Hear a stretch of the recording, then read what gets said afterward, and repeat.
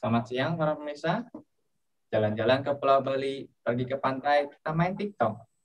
Selamat berjumpa kembali ke acara Equnix Weekly Tech Talk. Nama saya Arsena. Acara ini akan dibawa dalam bahasa Inggris. Saya akan menemani Anda selama acara ini sebagai penerjemah. Bila mana ada pertanyaan dalam bahasa Indonesia, saya akan bantu terjemahkan. Bila mana ada kata atau kalimat yang kurang jelas, Bapak dan Ibu dapat japri saya. Nama saya Arsena. Saya akan bantu. Ini adalah episode ke-6 di tahun 2021 dan akan mengusung topik Friend or Foe, Hiring DBA or Using Vendors, which one's the best? Akan dibawakan oleh Mr. Chris Travers, salah satu konsultan Equnix dan member komunitas PostgreSQL dunia. Hello, Mr. Chris Travers. You mind saying hello to the audience? Hello, everyone. Looking very much towards this tech talk, and I will go into a little bit more of my relevant experience in a little bit, but definitely hello and welcome. Thank you, Mr. Chris.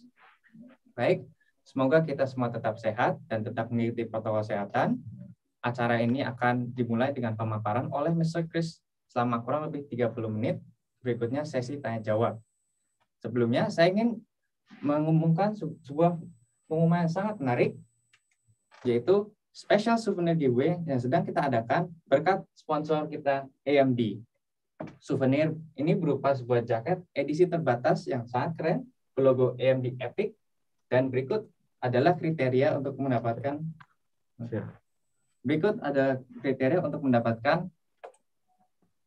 jaket tersebut.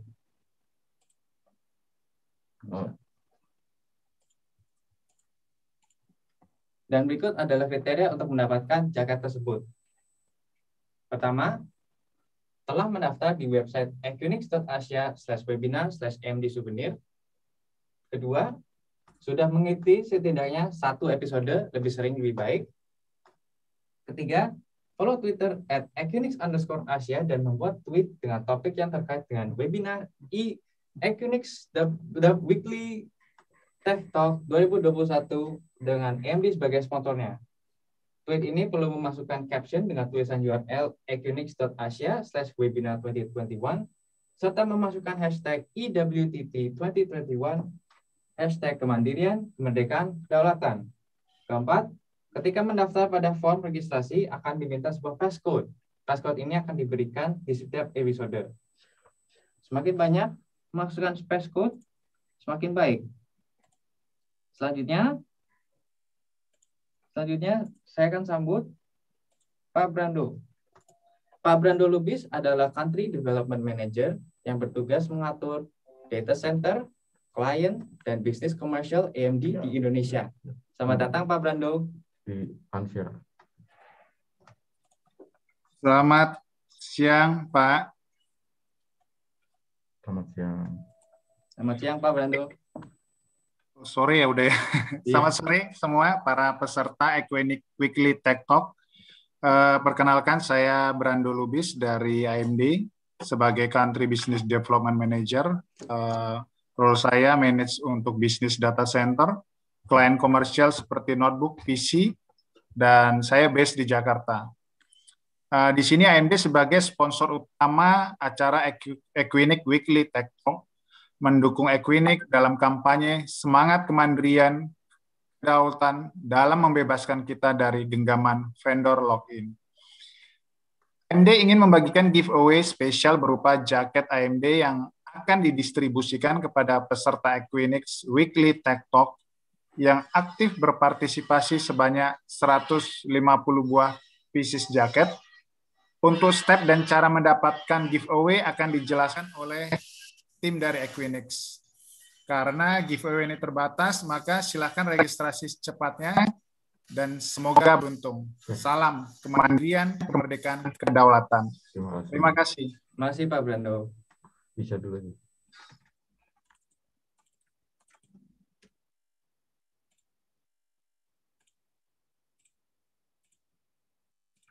Ya, bisa lihat. Ya, sebelum kita mulai acaranya, mari kita menyanyikan lagu kebangsaan nasional kita, Indonesia Raya. Ya,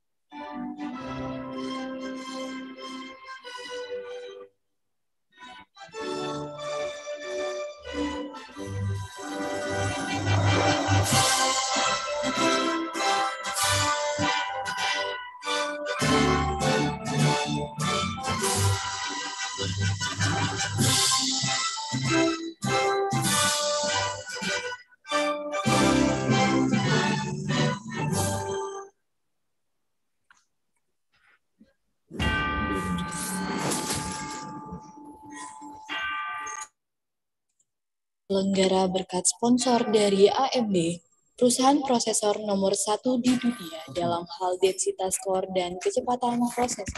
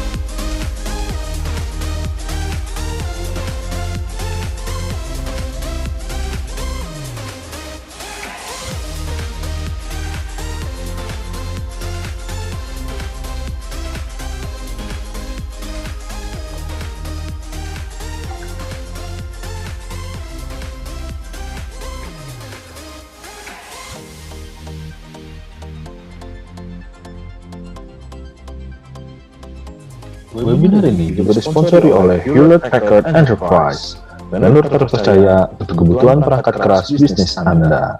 In this age of digital transformation, data is your most precious asset. It holds the power to accelerate innovation, to drive your business forward. But complexity stops you from realizing its true value. That's about to change. Forever. By embracing data, cloud, and AI, we're pushing beyond storage and data management as we know it, to a bold, new vision. Where obstacles are cleared away, where silos are shattered, and where the data experience becomes streamlined across clouds. To simplify everything, for everyone. Your data, your agility, your innovation is about to be unleashed, helping you to accelerate forward faster. Welcome to the future of data-driven transformation. Are you ready? Webinar ini juga disponsori oleh Gigabyte sebagai pabrikan hardware yang terkemuka dari Taiwan yang memiliki produk berkualitas untuk data center yang modern. At Gigabyte, we know it is difficult trying to find a server to match everybody's needs. That's why we offer over 100 different models of servers for the latest generation of AMD, Intel, and Ampere chips.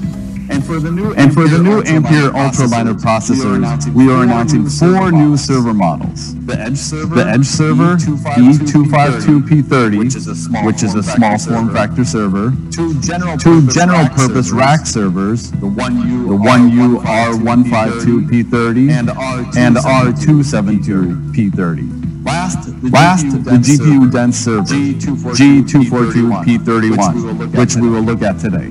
Now I want to give a brief overview of the Ampere Ultra line of processors. Moving from x86 to ARM for the cloud is right with Ampere Ultra. Ampere specifically designed the chips targeting the cloud and edge. The new chips have all the feature one would expect and want in 2021. Kembali webinar bersama Equnix dengan topik hangat dan menarik. Terima kasih para partisipasi para sponsor dalam sukseskan acara Equnix Weekly Tech Talk. Hello, everybody. I will be sharing my screen here and starting the presentation.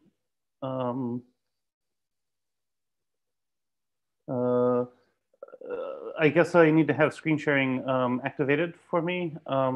Is there somebody who could set that up? In the meantime, let me go ahead and introduce myself. My name's Chris Travers. I have a bit over, as you saw before, 20 years of experience with Postgres. And I've worked in Postgres with Postgres in a wide variety of roles. So I've been the vendor that people reach out to when they have problems. I have been the DBA who is maybe responsible entirely for managing everything in-house. I've managed developer teams. I've done a lot of consulting. As you've heard before, I'm part of the Equnix consulting team. So I have a lot to say on this topic, both in terms of mistakes that people make and how they should think about this particular problem. So that's basically sort of my role on this. So I've gone ahead and given you a bit of information about myself in relation to this topic. In other areas, I've run extremely big databases on Postgres. I think the largest database I've ever worked with is in the 170 terabyte range. And I've even got one of my bug fixes into the Postgres code. So if you're running any recent version of Postgres, you probably have at least 3 lines of my C code running in production. So I want to talk a little bit about what makes Postgres kind of unique in this particular area, because if you're running, say, Oracle or SQL Server or something, it's sort of a no-brainer to have a support contract. In fact, with Oracle, you probably don't have much choice licensing-wise. But Postgres is a little different. And because it's different, some of these questions come up in a different way than people are used to. Postgres's official version is open source, although there are a number of commercial forks. There's no license costs to use it. And this plays into the discussion in some very interesting ways, because if you have a contract where every single one of your Postgres instances has to be covered, then you lose some of the flexibility that you get with the fact that there are no license costs to use. Now, on the other side, I don't know how many people here are kind of familiar with the open source side of things, how many are database professionals, how many are used to looking at the source code, but the source code on Postgres is about 1.3 million lines last time I checked. It is extremely well organized, extremely well commented, and extremely well documented. So once you spend a little bit of time with the code, you can dig into it and find answers to how things work pretty quickly. That's very, very important. And it means, sorry about that, I dropped my mic. That also means that you have some options in terms of in-house experience that you certainly wouldn't have with, say, Oracle, Microsoft SQL Server, and the like. Similarly, the open source community, both on the mailing lists and other resources, is very open and very friendly, and it's very easy to get the kinds of information that you might want to get in terms of general best practices. Of course, emails don't solve everything, and we'll kind of get into that in a little bit, but this means that it's pretty easy, in fact, to build in-house expertise. And a number of companies that I've worked with have typically or have decided that they will build all of their own in-house expertise and not work with a vendor at all. That's probably not the best choice for most businesses out there, but for a few types of businesses, it may be a viable option. But the other thing that really makes this different is that if you are using SQL Server or Oracle, and you have a problem that requires a bug fix, there's only one entity that can actually provide that bug fix, and that's the software vendor that licenses that software to you. That would be Microsoft in the case of SQL Server, or Oracle in the case of Oracle. So these are some aspects that make Postgres just a little different than most of the, this is one of the things that makes this just a little bit different than the commercial software databases out there. And this means that the decision-making process is just a little different. But the problem is very, very much the same. The fact of the matter is that we rely on data within businesses for a number of very important purposes. The first of these purposes is actual operations. In other words, if you're running an e-commerce platform and your database goes down, people just can't purchase stuff. So in the event where you have a massive data loss, that's a business continuity threat. This isn't really that new of a problem. Grace Hopper, who was sort of one of the great figures in computing history, talked about this back in 1985 and actually suggested that one of the significant problems then included liability for bad data. In other words, if you had data in your system that might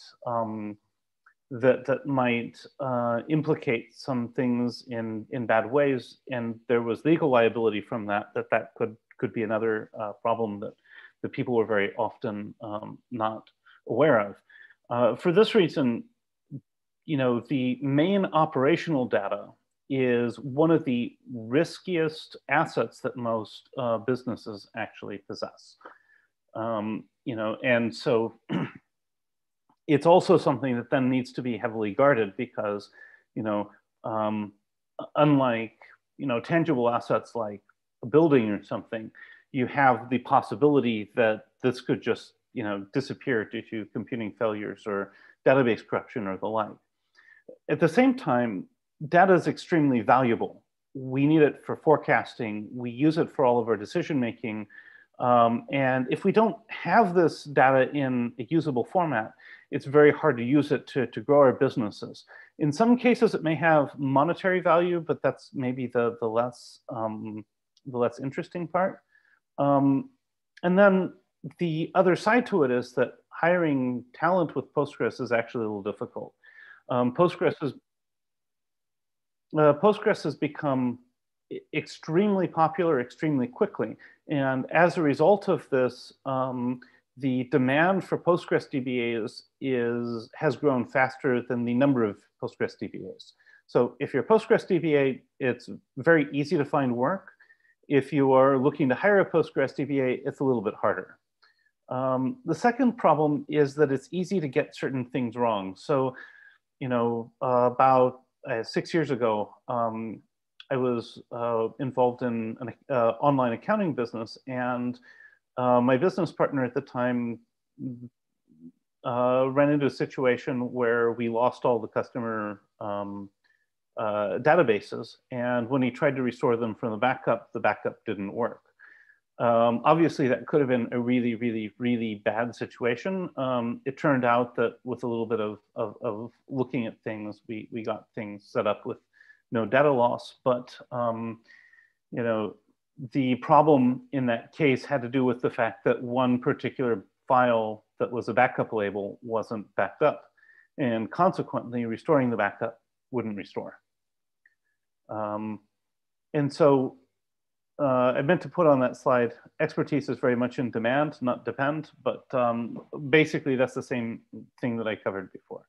So this is actually a really tricky area, and you know, sort of the good news is that while this slide kind of shows that it's really important to build in-house expertise in managing your data. It's also very, very important in most cases to look at how you can maximize a relationship with a vendor to really get the best of both worlds.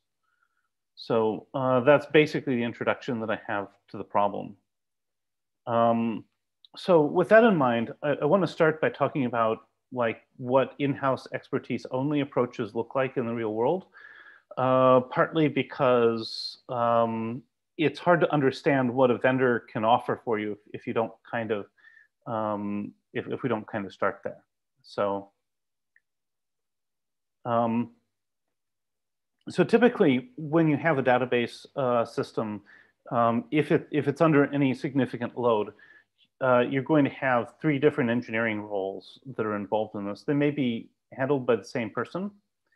And people may move between those roles. Usually database engineers start off as system or platform engineers or as software engineers. I got my start as a software engineer.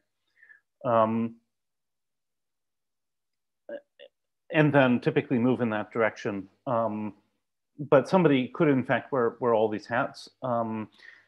The platform engineer's main responsibility is to understand what the database is running on. So understanding the storage and computational resources, whether this is virtualized or not. So if this is bare metal, what kind of storage do we have? Are these hard disks? What are their performance profiles? How do we get the best performance out of them? That sort of thing. They'll also be heavily involved in capacity planning, things like, you know, how big is the volume of data growing? How quickly is it growing? When do we need bigger servers? When will we outgrow the biggest servers that we can get? This sort of thing. Working closely on this side, typically you will have the database engineer or database administrator who is responsible for things like backup and recovery strategies. This will be somebody who actually sets up the backup solutions, may test and make sure that they work, talk about what kinds of scenarios aren't covered by the backups. This will be the person who you go to if you're having a performance problem and who can probably figure out a way to fix it. These people, the database engineers may do database design, or they might advise on this, or they would advise on other database related issues. But typically, because of the fact that databases themselves exist in the service of the rest of the business, they are probably not going to be the primary database designers in that side. Then building the software on top of the database, you'll have the software engineers who design the software. They'll be the ones who actually write the queries. They may do the database design themselves or work with the database engineers on that. And they will work with the platform or system engineers and the database engineers to make sure that as things go into production and continue to run, that the product goals are continued to be met. So you don't run out of disk space and just simply have to cease operations, or you know, if something happens and a data center burns down, which happened in France a few months ago, I think, you still have some possibility of bringing something up pretty quickly to continue your business operations, things like that. So typically, these people are working together closely, both in normal operations and in abnormal operations. So, for example, when something's going wrong. Now, the advantages of in-house expertise is that because data is so important, most businesses are actually, to some extent, data businesses. They don't always like to think of themselves as such, but data is a core business asset, and it needs to be protected, and you need people in-house who have some expertise in working with it. They may not have all the expertise that you need, but you need to get, it's something that the people need to be working on building in this regard. And with in-house expertise, you have close collaboration, everything from when you're designing a product to when it's in production and growing and, for example, running into scaling challenges and things like that. Another thing is that if you have good in-house expertise, you have a little more freedom when it comes to working with vendors. In a couple of places that I've worked, they've actually simply not worked with vendors. That's an unusual environment. And the reason why that's unusual is that typically vendors are able to come in and really help out with something seriously wrong. And so if you're in a risky environment or you have any risk on these core business assets, then typically you want to work with vendors who can expand the expertise of your in-house team. So, so working on this, make sure that core business objectives and support functions are well met, and that you have the expertise that you need in terms of a lot of these core business activities. There's some very, very important limitations, however. As I mentioned before, Postgres has become popular very fast, and it is continuing to become more popular, meaning that database administrators and database engineers are somewhat hard to hire, and they are, and that's probably not going to change anytime soon. Similarly, if a Postgres database engineer decides he doesn't like working for you, he can walk out, find another job somewhere else, probably pretty close to a moment's notice, and that puts some vulnerability on the same in-house expertise. But those things are kind of common in other business roles as well. The things which are more of an issue, however, is that typically, if your databases are growing really fast, the kinds of problems that you run into change fairly frequently.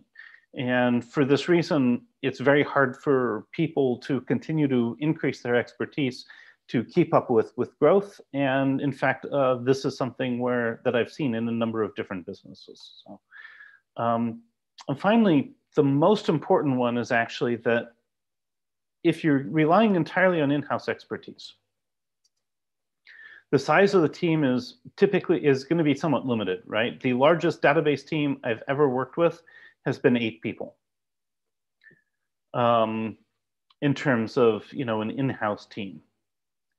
And so when something goes wrong and you have, let's say, 2 or 3 people who really know the database well, you're going to have a problem because the combined knowledge of both of those people may not be sufficient to solve it in a timely manner to, to a satisfactory business outcome. So one of the key limitations here, it has to do with the amount of resources that you can bring to bear when things go badly wrong, and the degree of expertise that your team has as your data volume is constantly growing. So it's for those two reasons that I typically do not recommend most businesses to focus on in-house expertise as their only support structure.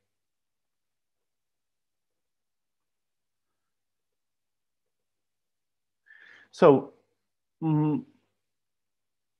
what I've basically come to understand from my from my own career so far is that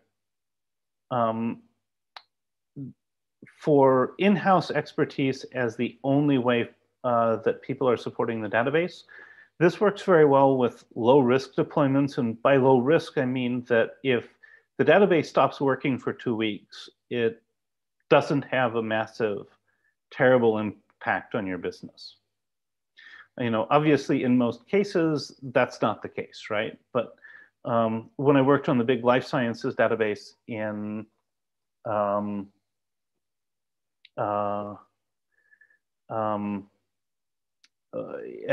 Denmark, one of the fundamental issues there was if we needed to, you know, take the database offline for, you know, 2 weeks.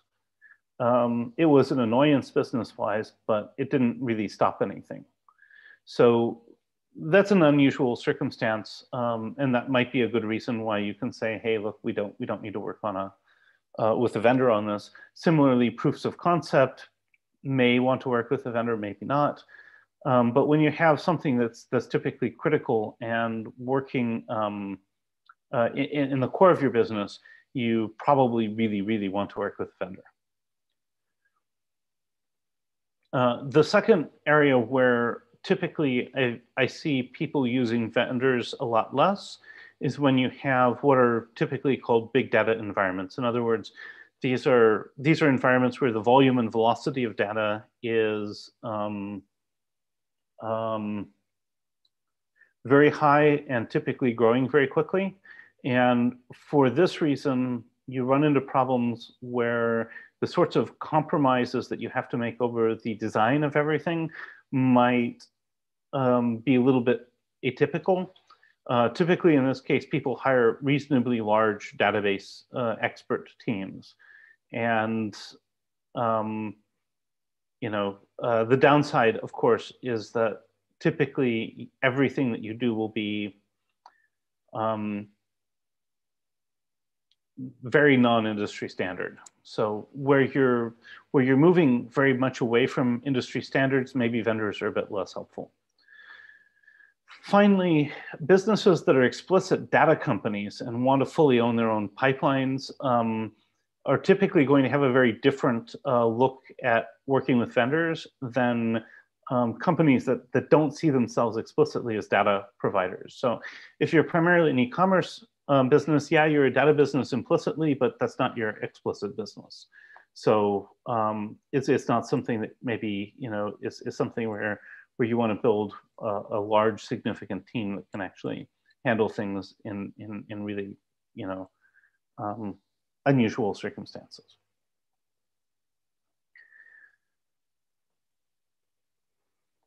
So then let's talk about the other side. What happens if you don't want to worry about in-house expertise at all, and you want vendor-only solutions? Now, typically, these come in two forms. There's managed cloud, which typically is not a vendor-only solution. The reason for this is there's no support.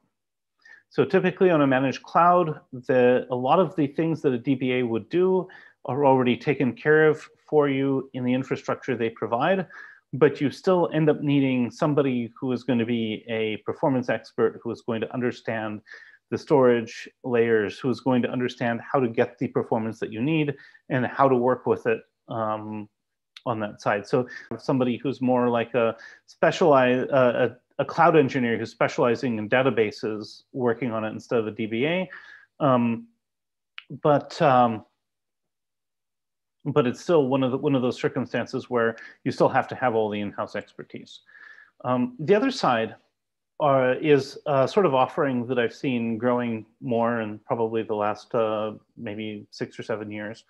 And this is the remote DBA offering. And typically what the remote DBA will do is the remote DBA will become basically take over all of the roles that you would have in-house for a DBA. So somebody who can discuss and implement backup options for you, who can be the resource you need for performance tuning when queries are slow and what you can do about it. Now, the thing about this is, if you're going to hire a DBA full-time and not use a DBA full-time, then then hiring a full-time engineer that you're only using part-time is going to be a bit expensive. And so a remote DBA may be something that might be an option. But on the other side, the way a lot of other businesses would do it is you would have somebody who is maybe a software engineer who then takes on some DBA roles. This is very good for small workloads, but it cost-wise is a little bit expensive. It also means that since you don't have the in-house expertise, you are much more closely tied to whatever a vendor can offer you than you would if you were building some in-house expertise.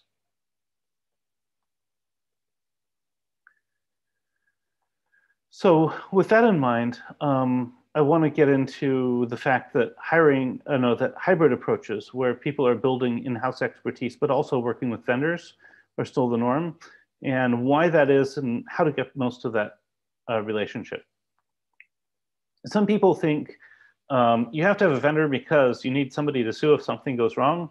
Well, that's not the case. Vendors know that that's what people say, and they make it very, very difficult, of course, to sue them just because something goes wrong. And in a case like Postgres, really what you're looking for is what a vendor can do for you, rather than just a simple point of responsibility. So typically in a hybrid relationship, you're going to have people who are taking on the roles of database engineers and administrators, system engineers and administrators, software engineers and developers. They're going to be doing maybe many of the day-by-day tasks, but it may be one of those things where their ability to solve all of the needs of the business isn't there for one reason or another. Maybe it's cost prohibitive to hire the sort of expertise that could, for example, debug the database and find and fix a small software bug. And by the way, Postgres, in my experience, while all software has bugs, the bugs that I've run into in Postgres have been very minor and very, very, very, very few and far between compared to just about any other software I've worked with, including other databases. So there is that. But the vendor is then going to offer a number of services that are going to extend what that in-house team can do. And this often starts with something that looks very routine, and that is vendors like to know what they're getting into. So very oftentimes there are a bunch of conversations that come into starting a support contract, starting a consulting contract, these sorts of things. And these conversations themselves are actually from the perspective of the customer, very much a part of the services that you're getting that's extending your sort of the reach of your in-house expertise. So typically, you'll get questions like, how do you back up your databases? How frequently? What's the risk if they go down? Maybe this sort of thing. And just simply having these conversations is something which is very, very, very helpful. The second thing is every database vendor I've ever worked with has offered some sort of consulting in the area of infrastructure development, or how are we going to set this up? How are we going to implement a particular feature, that sort of thing. And so this means that if something is beyond the in-house expertise, you have an extended network of experts that you can call on who can help avoid problems and help ensure that things run smoothly. And as I say, the cost of database problems is pretty high. And so that consulting ends up actually being really, really, really helpful. The third feature, the third function that's actually really important is emergency support. And there are a number of reasons why I think emergency support is something that everybody needs to have a plan for. The big one is it doesn't really matter how much in-house expertise you have. It's quite possible for at least a few people on the team to get overwhelmed with an emergency and shut down. So when I was doing tech support triage for Microsoft very, very early in my career, I ran into a number of cases where people would call for really, really basic help. And sometimes, I would talk with, 3 or 4 people on an IT team before I'd say, it's a real simple problem, here's how to fix it. The problem is an emergency happens, occasionally people lock up and they're not able to find their way through it. This is particularly hard when there's a high pressure attached. Simply having somebody you can call means that now you have some resources who are going to be separated from that pressure, who are going to be able to offer a second set of eyes, who can provide an independent assessment and can, in fact, help bring things about into a satisfactory resolution. I don't have any really great stories on that regarding Postgres, but I do have some, I do have a large number of experiences in my career where, a lot of different software products, including other databases, are ones where, I've had to go out and, contact support and, ask certain questions. Another aspect of this is that if you're in an emergency, even if you don't have people that have locked up, even if everybody's like on the ball, there are going to be questions that you have about what happened, what are the implications if you do something. And when you have those questions, it's really, really helpful to be able to have people with wider expertise be able to answer them. What happens if I decide to drop this index? If I vacuum this table, will it get me out of transaction wraparound scenario? These sorts of questions. And if without a vendor, your only option is to try it. But with a vendor, very oftentimes they'll be able to leverage many more people, and you'll get a good you'll get a much better set of answers before you try something, which in the emergency is actually really, really helpful. Occasionally, people will actually run into software bugs. I've run into a few in Postgres. Most of them are super, super minor and annoying. But, we can, as a vendor, it's a little easier to have all of the expertise needed to make a bug fix and get it through all the community review than it is if you just have a team of 2 or 3 people on the database team who are trying to figure these things out. So really the vendor is an extended network of expertise which you can integrate into your business operations in order to improve them in very important ways. So for that reason, these are very, very much the norm now and have been for some time. So I think I've covered pretty much all of these. The onboarding process is, as I say, one of the major value propositions that vendors have. along with consulting and periodic, sometimes periodic check-ins just to see how everything's going. During incidents, which happen everywhere, the way to think about it is the vendor is part of the extended response teams. You get a lot of experience, you get a lot of ideas. It's a little bit easier to assess options and that sort of thing. At the same time, the in-house team is going to have to own the process because, it's your business and it's your data. So in conclusion, I want to point out that most businesses should focus on building in-house expertise. Your data is very often your business, and so it's important to make sure that you have as much, as much knowledge as you reasonably can practically build in these areas. But at the same time, you're never going to have enough, especially when things go wrong. And therefore, it's really important to find and work with the right vendor to supplement your expertise with wider experts, wider experience, and people who are used to working with other customers who have seen a lot more things. It is viable to go only one way or the other. My recommendation is generally to use both most of the time.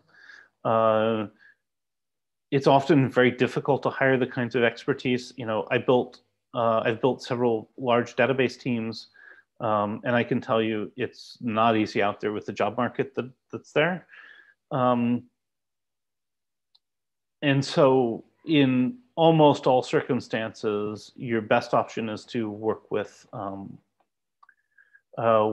vendors while at the same time building as much expertise as you can so that you can work with vendors more effectively as well as improve your own operations. So with that in mind, I guess we'll go ahead and start the question and answer session.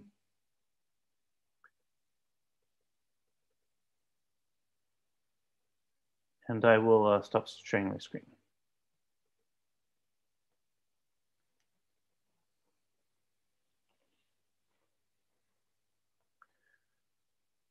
So I see one question here. I'm just going to read it out and then try to answer it.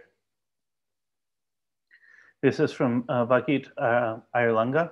I hope I pronounced your name correctly. If we buy consulting services from vendors, is preventive maintenance more needed than corrective maintenance? And what should be considered before buying vendor services for database maintenance? We have a mix of databases, Postgres, MySQL, Oracle, etc. So that's actually a really, really, really good question. So in general, it's really important to have preventative maintenance. The question to some extent is who owns it and what role the vendor is playing in helping to provide that. And to some extent, that's going to depend upon what kind of in-house expertise you have. But in another regards, I would say that they're probably co-equal. And the reason I would say they're probably co-equal on this other level is that the preventative maintenance not only helps prevent problems, but it also makes sure that the vendor is in the loop as far as the sorts of setup that you have and the sort of problems that you are likely to run into. So when you run into a situation where you need corrective maintenance, the preventative maintenance itself can help shorten the response time, even if it doesn't prevent every possible problem. I guess that's the first part of the question. On the second part of the question, what should be considered before buying vendor services for database maintenance? Especially in a heterogeneous database environment where you have a lot of different kinds of databases. I think it's very helpful first to do your own risk assessment, and so you already kind of know what your exposure is if things go wrong. And also what your strategy is relating to all of the different databases that you have. I mean, if you have all these different databases, chances are they're not all used in environments that are as business critical as other ones are. So, you know, maybe your Postgres and Oracle databases are running, operational or ERP kinds of things, and maybe the MySQL database is running the website. Maybe if you have a 8-hour downtime of the MySQL database, that's really, really bad. But if it's on the Oracle and Postgres side, it's worse. Or maybe it's the other way around, depending upon your business, right? Understanding where the impacts are of an outage or data loss scenario is very critical in understanding where you want to focus and what kinds of services you want to buy for which environments. The other thing I would say is that I think that it's helpful to make sure that if you buy services, that you treat systems that are in development or staging or things like this differently than your production servers. And I think most, but not all, vendors respect such differences. I hope that answers your question.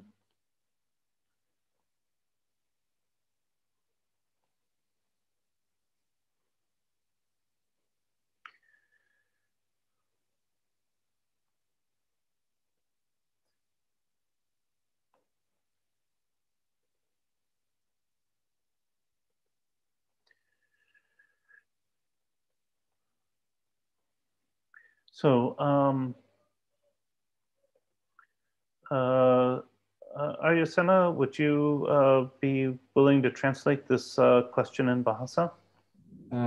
Sure, Mr. Chris.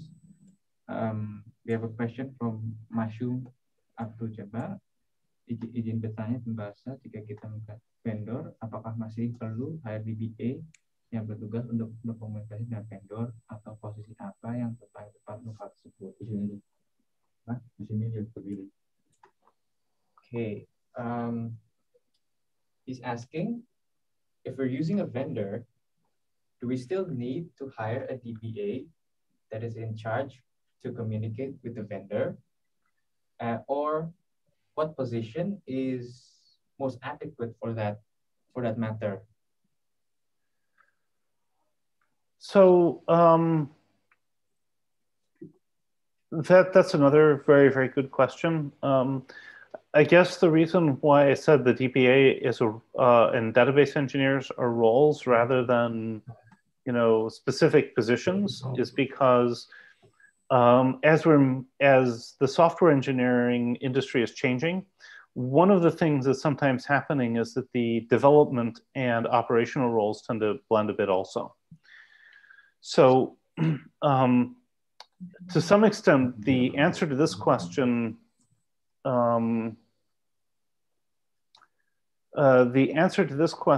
depends very much on your organizational culture and who is best set to handle a database administration type of role.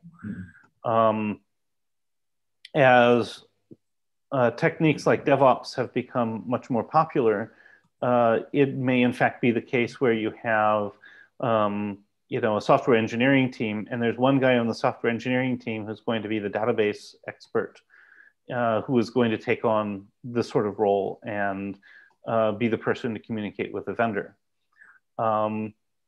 So, as I say, it's a complicated question because organizational culture is going to play into it in a number of ways. On the other hand, if you have an actual operations team, typically the database administration role is going to sit somewhere in that operations department. Sorry, Mr.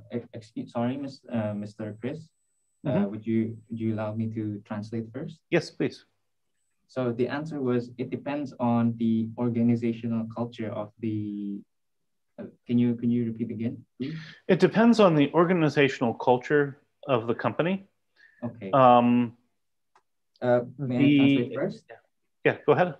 And then I'll... Ya, jadi Pak Masyum Abdul Jabbar, ini tergantung ke kultur organisasi dalam perusahaan Anda. Dan and what else? So think of a database administrator as a role rather than a position. In other words, it's something somebody is going to do rather than something that's necessarily somebody's job title. Oke. Jadi Pak Masyum Abdul Jabbar, kita bisa menganggap sebuah database administrator sebagai peran, bukan posisi. Itu adalah suatu hal yang seseorang. I'm sorry, could you repeat that a little bit? It is a. It is something somebody does rather than necessarily somebody's job title. I see. Jadi seorang database administrator adalah tugas yang dilakukan seseorang, bukan sebuah peran, bukan sekedar sebuah peran kerja seseorang. Begitu Pak Masyum Abdul Jabbar. So then, if in a company that's adopting a more DevOps approach, it may be somebody who's a software engineer who's taking on that role. And in a company with an operations team, it would probably sit in the operations side. I'm sorry, Chris, do you mind if I translate first? Yeah, go ahead. Dalam sebuah perusahaan yang memiliki peran software engineer, and then what's next? Peran software engineer dan DevOps. Yeah, but if they have a full operations team, then the database administrator who's working with the vendor will probably sit somewhere in the operations side. Jika mereka memiliki tim operasional, maka database administrator akan paling mungkin berada di sisi operasionalnya. Begitu Pak Masyum Abdul Jabbar. Oh, oke, thank you. Saya sudah dapat kesimpulannya Pak tadi. Oke, terima kasih atas jawabannya. Sama-sama. So then the next question is, should we ask transfer knowledge from our vendor? Yeah. Pak Budi Hartanto, silakan ditanyakan. Yeah, so the next one is, should we ask for transfer knowledge from our vendor on a regular basis? So I think that it's always good to follow up on every incident and every project with as much knowledge transfer as you can that's relevant to what was done. So making sure that if there was an incident, that you get as much information from the vendor about what happened and what you can do about it. And if it's just well, I wouldn't say just, if it's a more routine sort of task, like reviewing backup scenarios or something like that, then yes. I guess I'm not sure what is meant by regular basis, but my thinking is it's all about, you know, anytime something's complete, you want to get as much of that transferred as possible. And keep in mind, you'll never know as much as the vendor does, because, you know, a lot of these hire a lot of really heavy Postgres experts. So this is a way you can build your expertise. So yeah, I would say integrate it into all the activities. Gimana Pak Budi Hartanto? Apakah cukup? So then there's another one in Bahasa. Okay, do you like me to translate that? Yes, please. Okay. From Randy Rinaldi, apakah SOW dari vendor bisa sampai investigasi network? Okay. Is the SOW from the vendor scope of work? Is the scope of work from the vendor includes the network investigation, or is it only up to database? That depends very much on vendors. I think there are, I mean, if you're talking about like network problems that cause database problems, I mean, there are going to be cases that are pretty clearly out of scope on all things, but I mean, they ought to at least be able to pinpoint that there's a network problem, even if they don't know all of your network hardware. Okay, so Mr. Chris, would you like me to translate that? Yes, please. Okay, itu tergantung pada vendornya. There will always be something out of scope. Was that what you said? Yes. Akan selalu ada kejadian-kejadian yang di luar scope. And then, what else was that? But they ought to be able to at least be able to identify and show that there's a particular network problem, or at least some information as far as where the network problem is, so that you can follow up on it and find it and fix it. Tapi setidaknya sebuah vendor bisa menemukan masalah network ini dan membantu Anda untuk memfollow up-nya nanti. Ya, begitu Pak Randy Rinaldi, apakah cukup? Silakan berbicara. Halo Pak. Yes, it's clear for me. Thank you. Thank you. So the next one is sometimes in small to mid-sized businesses, a small to mid-sized business company, an IT person becomes a full stack developer that can handle front-end and back-end programming. So it's difficult to become a database expert. Also, at this point, can we use a vendor or just train IT people to become expert in the database, become an expert DBA? I think I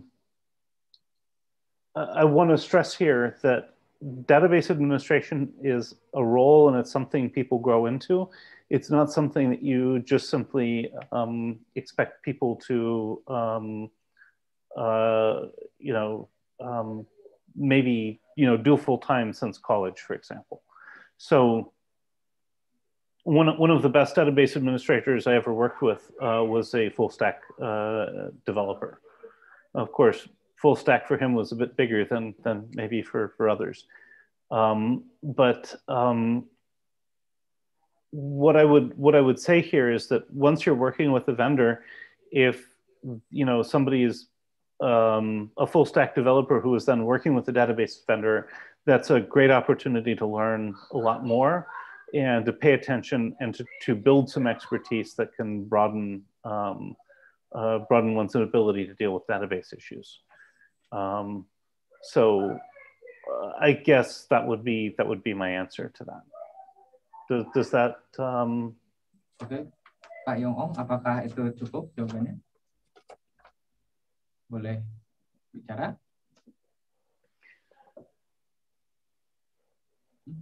Halo Pak. Halo Pak Yong-ong. Oke, ya berikutnya dari Pak Sigit Nugroho. Okay, I'll translate this for you, Mr. Chris. Okay. Bertanya, apa tantangan terbesar dalam penggunaan DBA dalam kamu? He would like to ask, what's the biggest challenge in picking a DBA in a company? In getting a DBA in a company, like hiring? Yeah. Yeah, like hiring. Okay, so I've hired a number of DBAs, and the biggest challenge I've always had is that,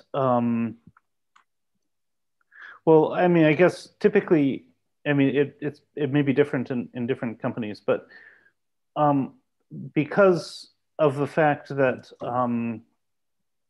that the expertise is very much in demand in Postgres, very oftentimes it's how to put this. It's very hard to find people who are able to work above a junior level because most of them have very good jobs and are not very interested in moving. Okay, so I'll translate. Jadi jawaban dari Mr. Chris adalah kesulitan dalam mencari DBA adalah mereka yang memiliki expertise di atas level junior biasanya sudah memiliki pekerjaan di tempat lain atau tidak ingin mengambil posisi itu, terutama untuk PostgreSQL karena expertise yang dibutuhkan tinggi. Okay. Before I get to the next question, I just want to mention the passphrase for the jacket giveaway is AMD is awesome. Yeah. Okay. Right. Thank you. So on the next question we have here is should we give limitation to vendor when we buy their service? That's a really good question.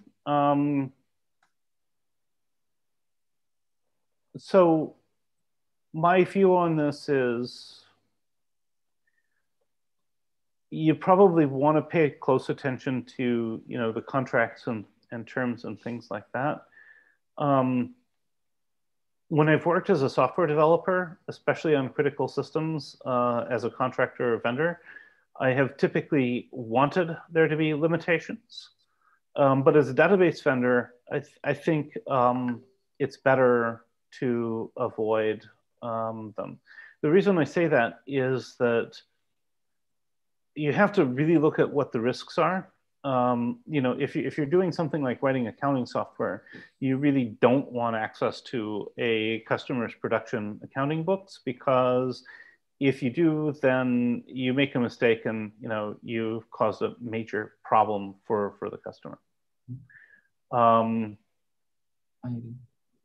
the other hand, we use with database services, we really need to make sure that the vendors can actually fix problems when they happen.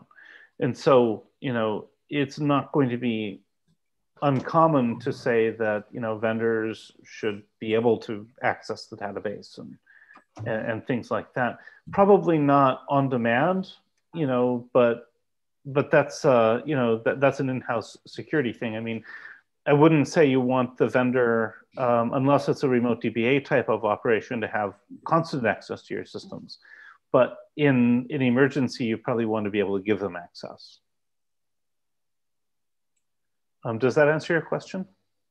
Bagaimana Pak Egy Aditya Pradana? Apakah jawabannya cukup? Mohon bicara. Halo Pak.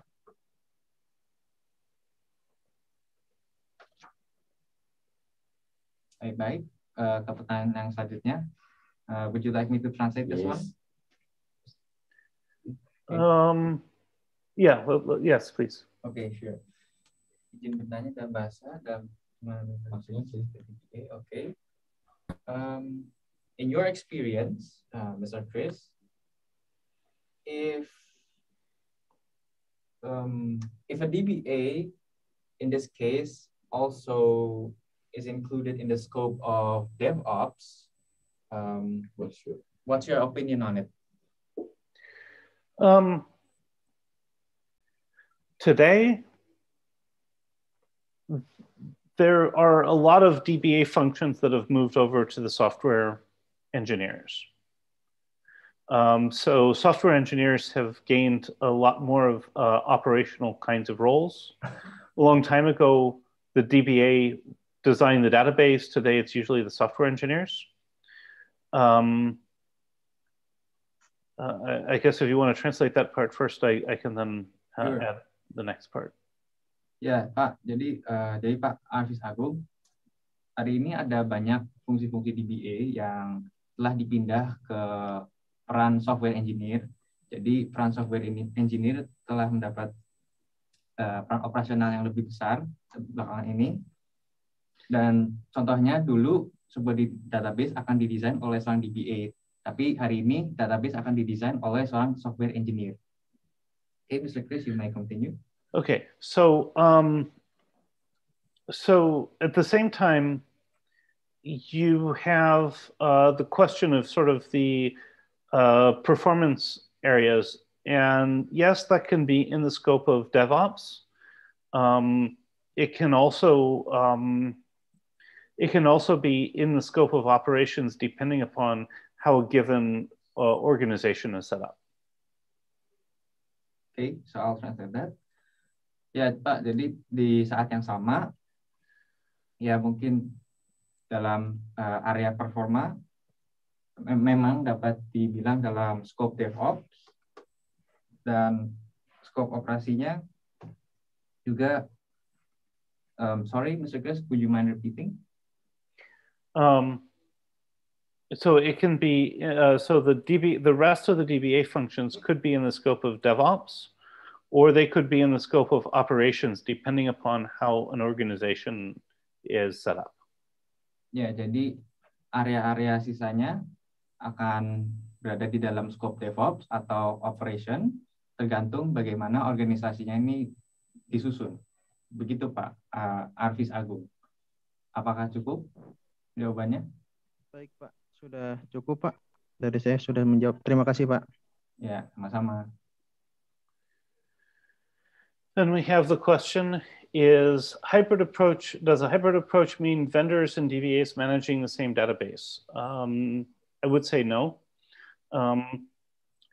You want your database administrators to have the primary management of the same databases, and then they would use the vendors to expand their expertise and be able to solve problems that maybe they don't have all the answers for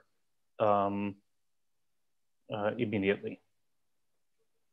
Does that answer your question? That's for Irene. Yeah. Yes. Maybe. Yes. Yes. Yes. That does answer the question. Okay. Thanks. Next from Budi Hertanto. How can we measure expertise of the vendor? Because sometimes the certificate is not enough.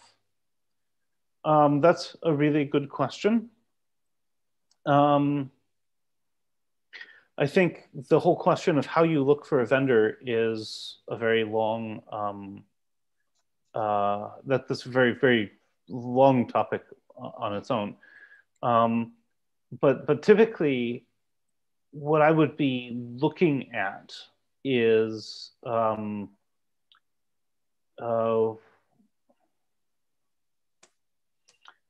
so actually, let me back up a little bit. It's not just expertise that are important, but obviously expertise are very important. I would actually look at probably 3 measurements for what kinds of expertise I would expect the vendor to be able to bring to bear. The first thing is, I would suggest looking at, how the vendor expects to make money out of the process. So, a company like Equnix has a different business model than, say, Enterprise DB.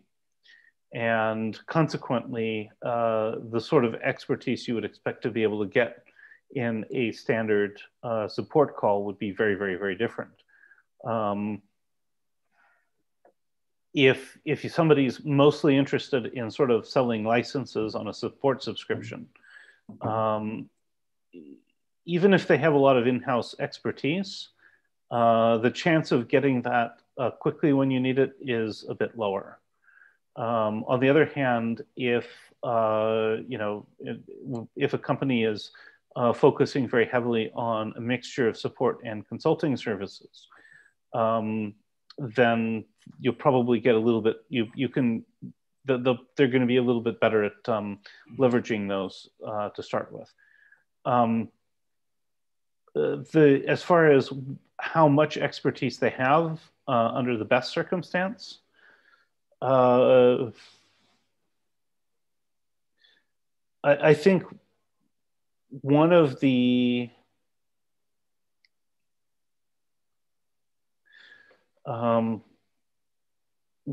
key things that I would recommend doing is paying very close attention to sort of the, how shall I put it? You know, what you can see as far as the kind of work that they're doing. So if you can see that they are supporting some instances that are kind of similar to your own, that's a very, very, very good sign. Because remember, one of the functions of a vendor is being able to provide expertise and experience based upon, you know, a larger shared clientele. It's not just simply having the experts in-house within the vendor, but also the fact that they're seeing more things based upon their customers. So I would look very closely at what kinds of customers they are, they're advertising that they have, and that sort of thing. And of course, if they can show, you know, some other community participation, whether it's things like, you know, major feature development or setting up conferences or things like that. In the Postgres world, those are all pretty good signs of a vendor that is well dedicated to it and has put in the resources into building the expertise that they need to build up. Okay, so Pak Budi Hartanto, Mr. Budi Hartanto, is that enough? Would you like to speak?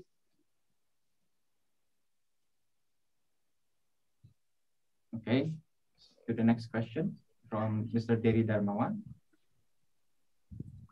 So the next question, hi Chris, nice to meet you. In my company, we have, the main business are financial services. From security side, we have a policy that DBA must be an internal resource. If we plan to use DBA or managed services DBA, do you have experience to overcome this?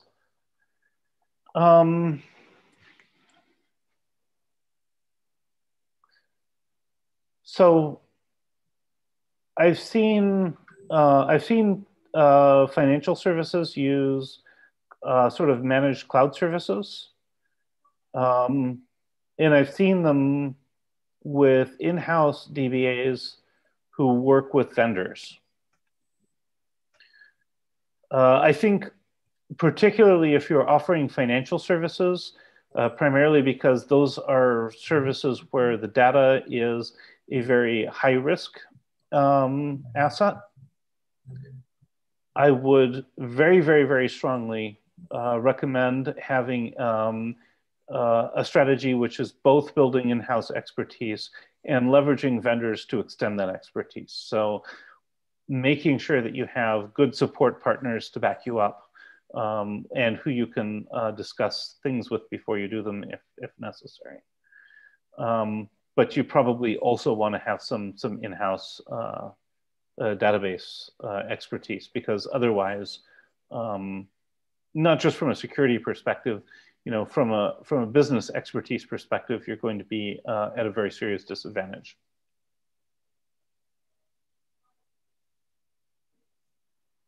So my advice would be don't use a vendor exclusively for database administration. Have somebody internal who's owning it. And if you're using contractors or remote DBAs via vendor or something, have them overseen by somebody in-house. Okay, Mr. Dery Darmawan, is the answer enough? Would you like to Okay. speak? Okay, thank you. Thank you, Chris. Okay, you're welcome. Okay, next question from Mr. Raditya Arianto. Tren ke depan DBA itu seperti apa? Okay, Mr. Raditya Arianto asks, what's the future? What's the next trend for DBAs? Are they focusing to micro focus now? That's an excellent question.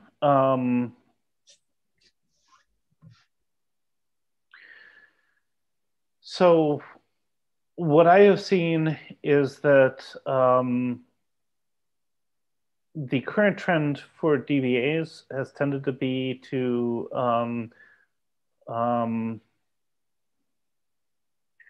move towards being able to understand sort of database stuff in relation to cloud kinds of things. And I don't necessarily mean cloud service offerings. It could be technologies like Docker or Kubernetes or things like that. I guess that would be my answer.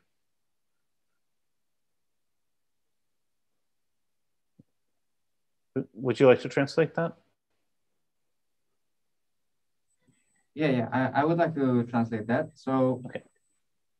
Tren ke depan DBA adalah expertise atau pengertian yang lebih dalam teknologi database yang berhubungan dengan cloud services. Dan cloud services ini bukan hanya cloud services biasa, tapi namun juga Docker dan Kubernetes. Begitu, Pak Raditya Arianto. Apakah cukup? Silakan bicara. Oke, terima kasih Pak Raditya Arianto. Next question for Mr. Muhammad Latif. What is needed for someone to be a DBA? What's needed for someone to become a DBA for someone who has never been directly into the world of databases?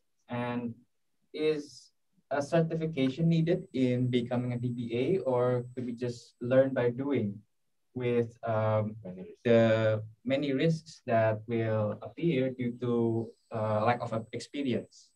And how to see if someone is right to become a DBA or not? Thank you. That's a great set of questions. Let me try to answer them. This will be in pieces, so you'll probably want to translate with questions in one piece after another. So nobody goes to school to become a DBA. This is a role that people grow into. People usually start as software engineers or platform engineers or system administrators, and then grow into the role of database administrator by taking on tasks after tasks. Okay, I would like to translate that for the questioner. Jadi Pak Muhammad Latif, orang biasanya tidak kuliah untuk menjadi DBA. Biasanya DBA mulai sebagai seorang software engineer atau platform engineer yang lama-lama memasuki peran sebagai DBA dengan melakukan pekerjaan-pekerjaan yang berhubungan dengan skopnya DBA. Okay. So the second part is you asking about the certification. What a certification can do is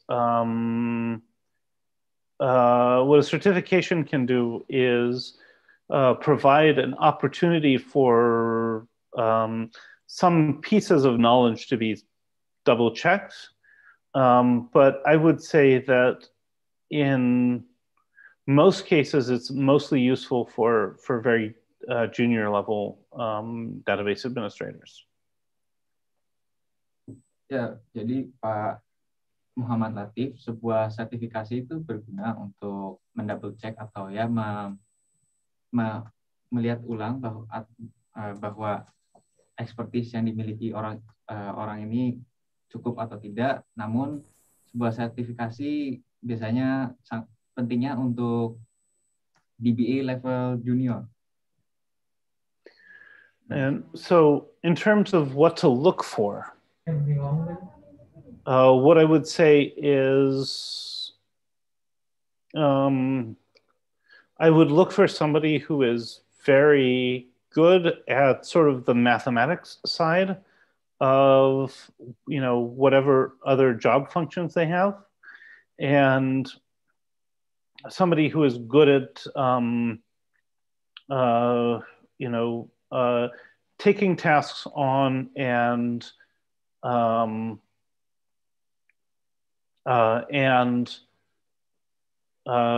being able to do them repeatedly and consistently in the same ways. Those would be the two things I would look for.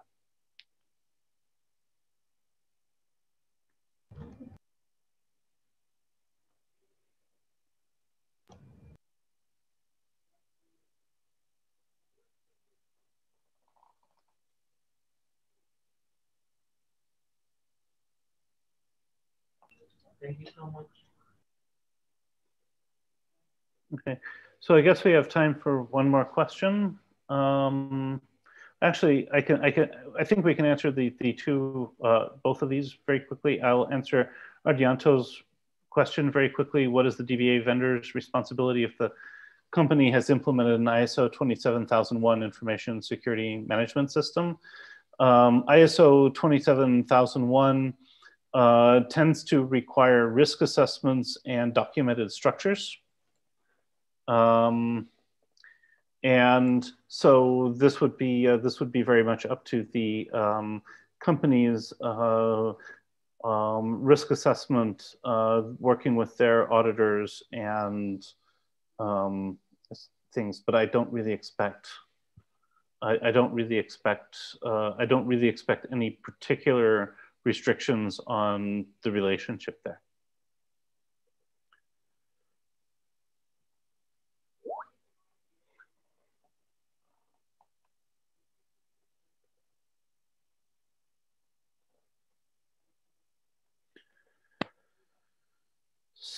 So shall we do the last question, Denny's question? Sorry, I would like to translate Mr. Denny Risky's question here.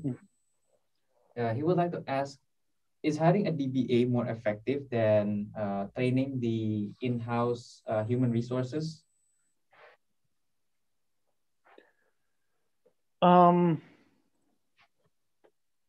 That's I mean, if you hire somebody from outside who has some experience on these, you may get different perspectives. But I would say that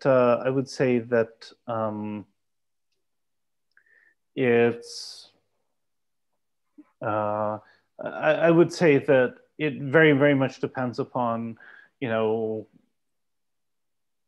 what kinds of candidates you're possibly looking at, as well as, the kinds of people that you have in-house. As I say, everybody starts somewhere, and if you don't have people coming in from outside, maybe you're missing out on something. But similarly, if you're not helping people grow into that role, then you may end up missing out on some of the opportunities for collaboration in terms of software engineers, database engineers, and platform engineers. So I don't think that there's a clear right answer to which way to go on that.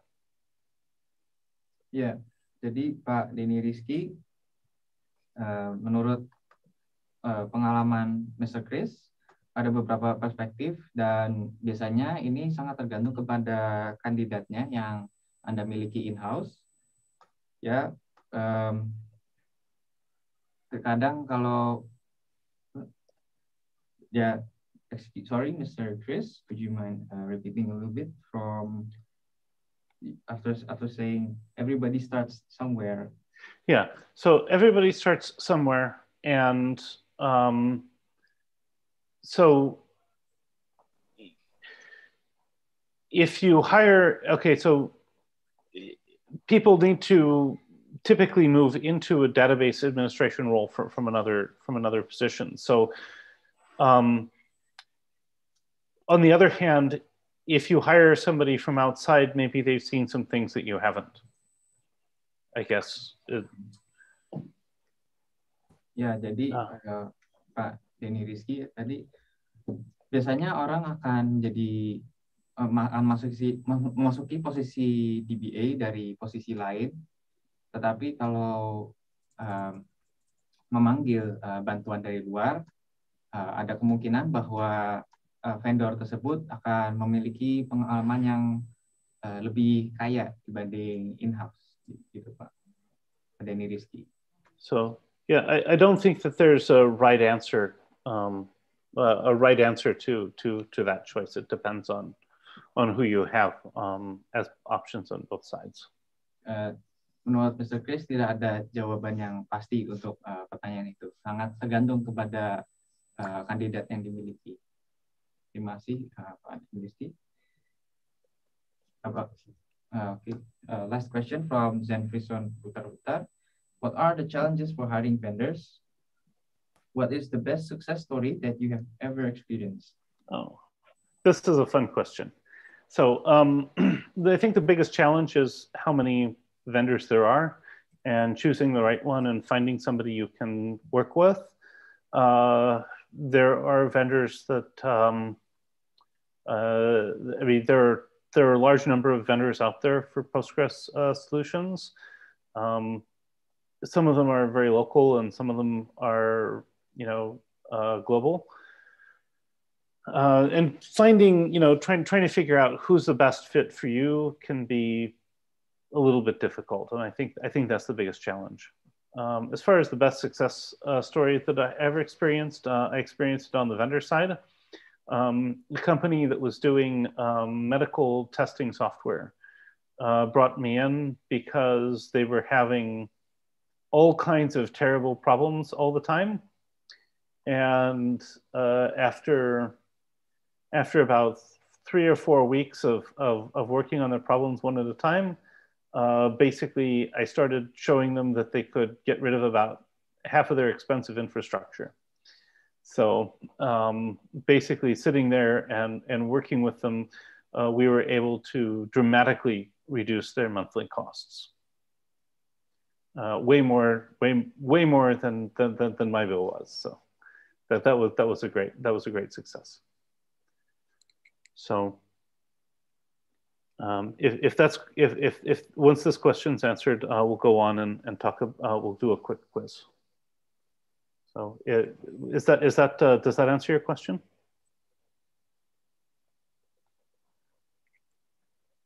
Yes, Chris, thank you. Okay, maybe we have one more here from Mr. Nanang Harijanto.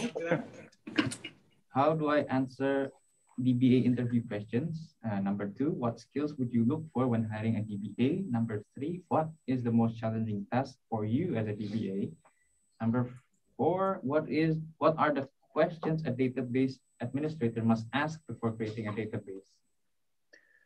Okay, so on the first one, how do I answer DBA interview questions? I mean, it depends upon what kind of a database administrator you want to be and what the person's looking for. But one of the things that I think is critical is being willing to admit the limits of your knowledge and say, well, I really don't know this, but here's how I think it should work. When in fact maybe you don't know the answer, and being willing to talk about what kinds of resources you would look for at in terms of researching problems. What skills I look for when I'm hiring a DBA, I look for somebody who is able to maintain perspective when under pressure. Because as I say, databases are some of the most critical assets that a business has, as well as somebody who is able to research problems very quickly and able to come up with answers on them. Typically, in the roles that I've recently been hiring for, there have been C coding aspects also, but those aren't so typical. So what I also like to see is somebody who actually finishes pieces of work and doesn't sort of leave them, dangling as, okay, this is good enough. Most challenging task for me as a database administrator,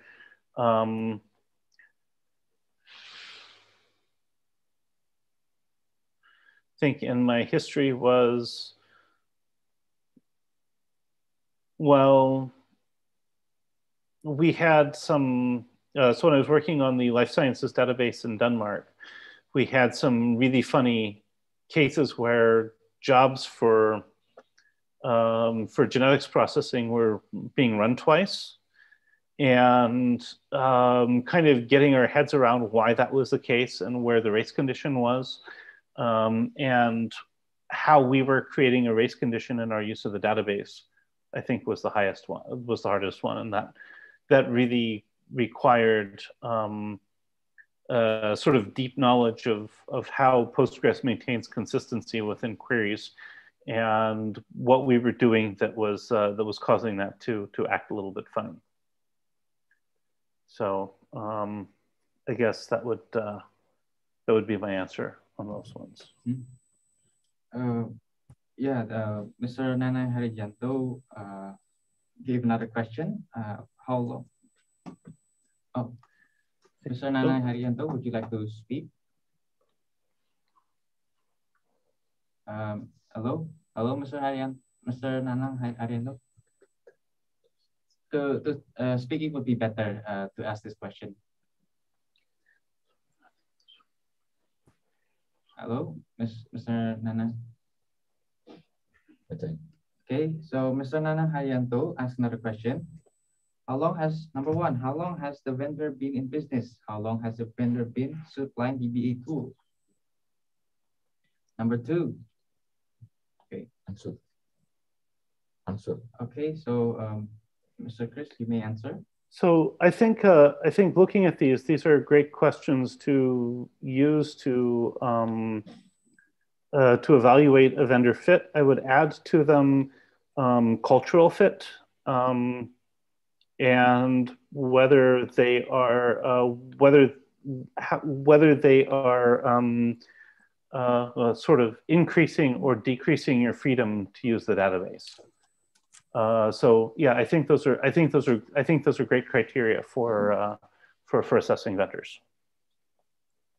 Okay, so the second question: does your company have other tools from this vendor? How satisfied are the users of these tools? Yeah, I think I don't know if these are questions that are aimed at Equnix. If they are, I think I will let them. I think I would suggest answering them through sales channels. This is not question. This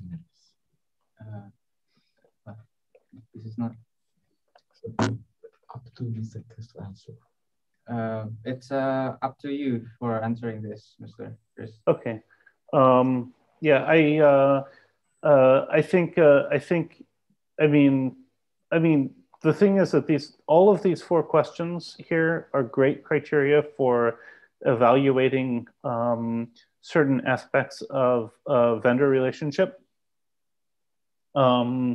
I think if you're looking at trying to answer them or to get an answer regarding Equnix itself, I would suggest reaching out to Equnix. I would also suggest, in addition to these four questions that you've asked, that it's worth trying to assess a cultural fit with the vendor, because this is the vendor that you're going to be sitting, that you may end up having to work with during very, very high pressure environment, very, very high pressure incidents. So I guess that would be what I would say in relation to these four questions that you've asked. Okay, thank you very much for the question, for the answer. Mr. Nana Haryanto, is that enough for you? Would you like to speak? Okay, thank you. Mr. Chris, just reminding you, we have a quiz for the topic. Mm-hmm. Okay, you may deliver the quiz. So, okay, so first question, DBAs, A, always design databases. B, are the go-to resource for performance problems in the database. C, are the experts on the storage technologies and their performance aspects. Or D, write the queries against the database.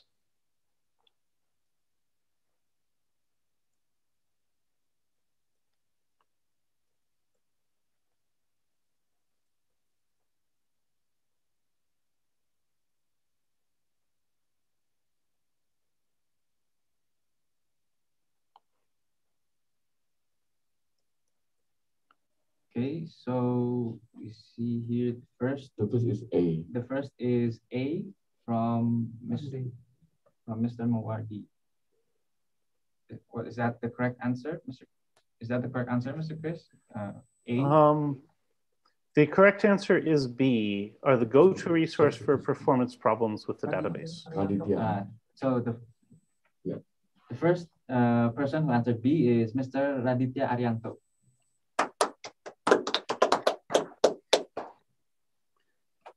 Okay. So question number 2.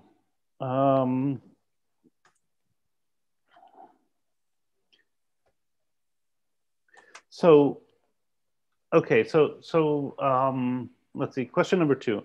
Vendors are best when A, directly manage all of your databases.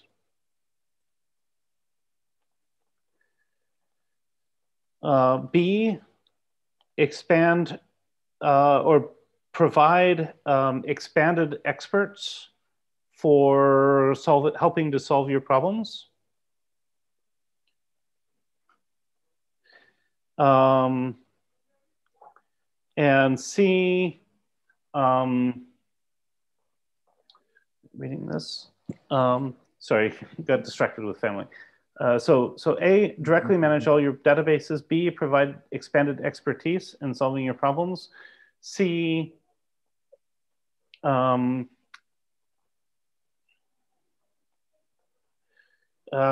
best when you never need them. Okay, so we can see that the first answer is B. And the answer is the second first answer is A. So which one's the correct one, Mr. Chris? The correct one is B, provide expanded expertise. You're hiring them, yeah. Yeah, congratulations to Mr. Yong for getting it right. Can you go to the next question? And then finally, the third question is,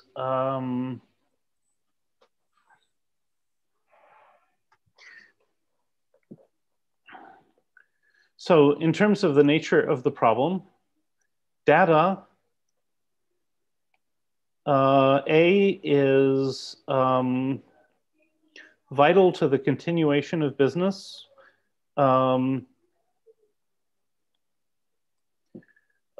B is necessary for good decision making.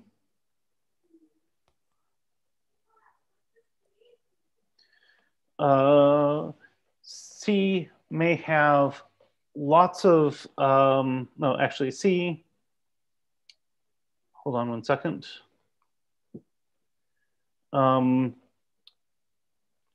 Maybe a legal liability in certain circumstances. And D, all of the above. Okay, so we can see here, I think the first answer is an A, and so is the second answer. Is that correct, Mr. Chris? The correct answer is all of the above. Okay, first person to get it right is Mr. Aditya Arianto. Congratulations.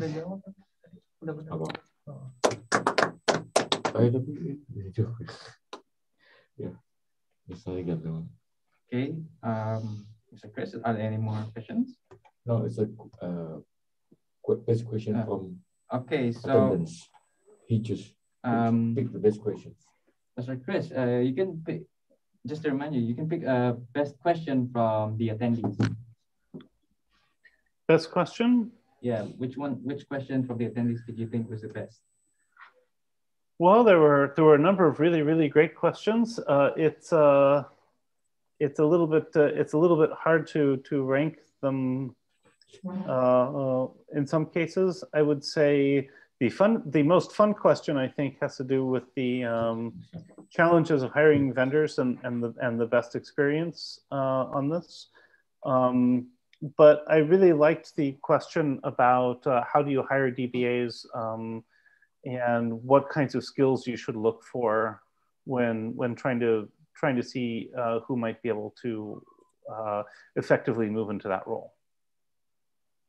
So I would say those two kind of float to the top of my mind as far as the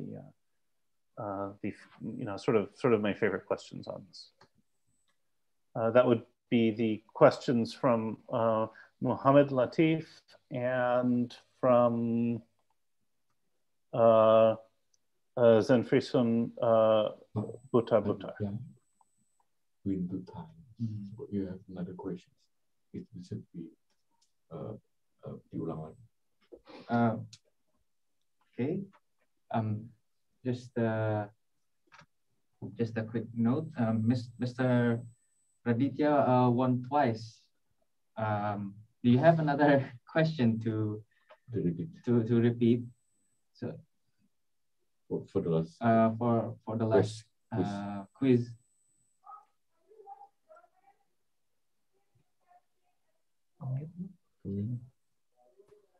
I'm sorry, I was muted. So just a note, Mr. Aditya won twice this time. Do you have another question for the quiz to replace the second one? Do I have another question to replace the second question on the quiz? To replace I think the third question, which Mr. Aditya won twice. Because he won twice. Because he won twice, and we should replace it. We should replace the third quiz. All right.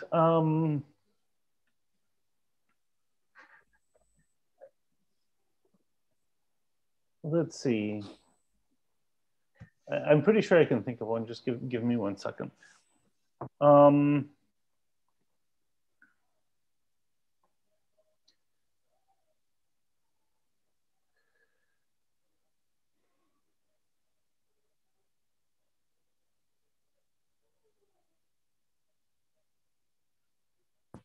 Or would you think it would be better to if we pick the second person to answer the right answer?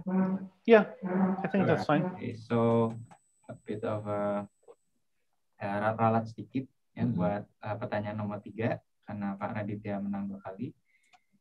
Tadi pertama pertama kali D ada Pak Raditya, maka yang sekarang menang adalah Pak Zenfrisun Butar-Butar. Selamat. Yeah. So passcode. Okay. Just to remind you, Mr. Chris, what's the passcode for this topic? The passcode AMD is awesome. Okay. Apa sudah? Okay. Passcode is AMD is awesome. Oh, okay. Pak Jeffrey udah pernah best question. Ya nanti gak diulang. Ya, Pak Jeffrey itu menang best question katanya. Ya.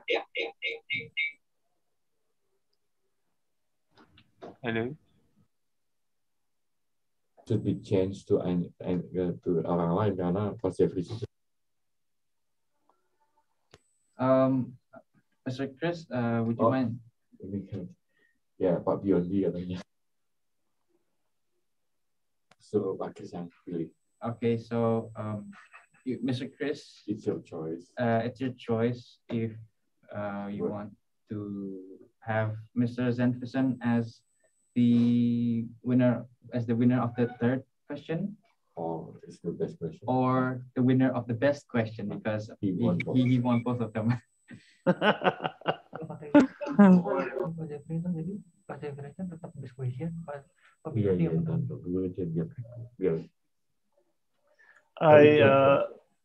I mean, if there's the same benefits to him, I would say the best question, because that's a harder one to replace.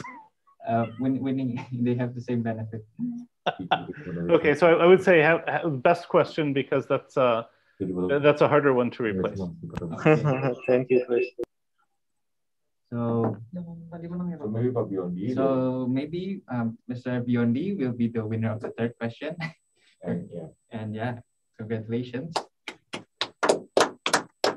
Take a picture together. Now, let us all turn on our cameras so that we can take a picture together. Maybe you have some.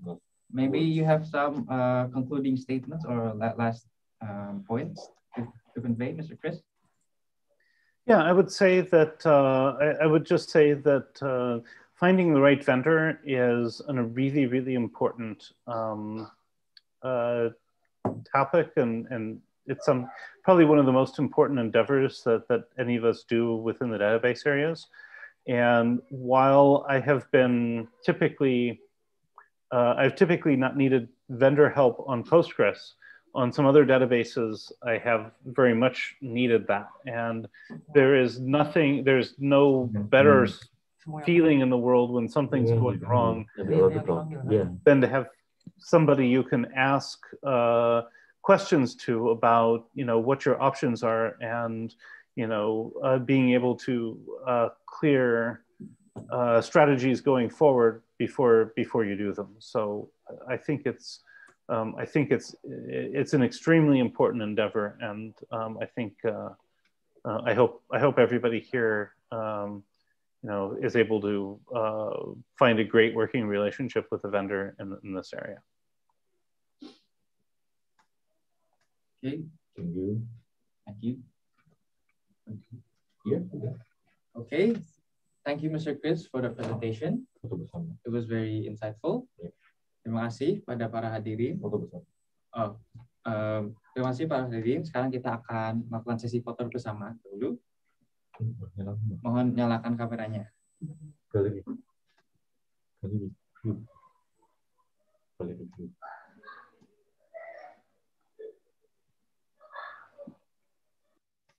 Sure. Okay. 3, 2, 1. Let's go. Okay. Okay, thank you very much. Okay, thank you very much, Mr. Chris, for your insightful presentation. Terima kasih pada para pemirsa atas waktunya. Semoga webinar ini bermanfaat untuk kita semua. Terima kasih juga kepada para sponsor kami, AMD, HPE, dan Gigabyte. Jangan lupa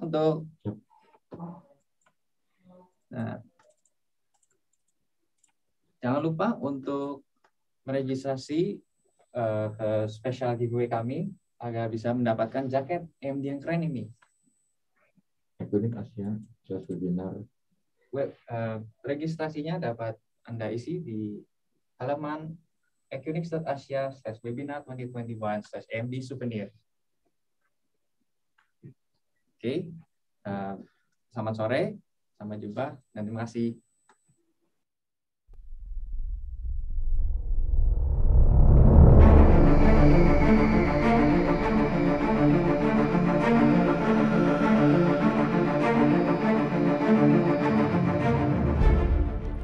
Manusia sudah bertahan di bumi ini selama ratusan ribu tahun, menghadapi berbagai macam tantangan dan bencana. Dalam setiap tantangan, manusia selalu beradaptasi, bertahan, bersiteguh, selalu berusaha mencari solusi yang terbaik. Tidak terkecuali pandemi ini pun juga akan berakhir.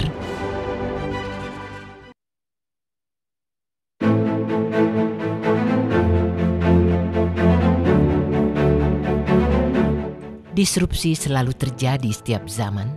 Saat ini kita memasuki era revolusi industri keempat dengan open source sebagai kunci perubahan.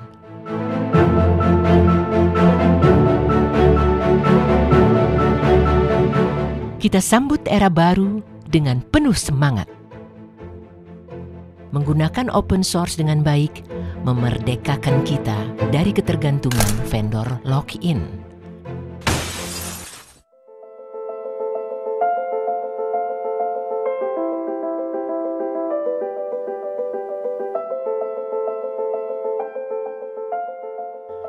Dengan semangat kemandirian, kita lakukan research dan implementasi open source demi mencapai kedaulatan yang seutuhnya, membebaskan diri dari ketergantungan teknologi asing. Equnix mendedikasikan dirinya untuk menjadi perusahaan solusi IT terdepan dengan keunggulan research dan open source. Equnix selalu memberikan solusi yang terbaik dan menyeluruh untuk enterprise. Mewujudkan nilai-nilai kemandirian, kemerdekaan, dan kedaulatan.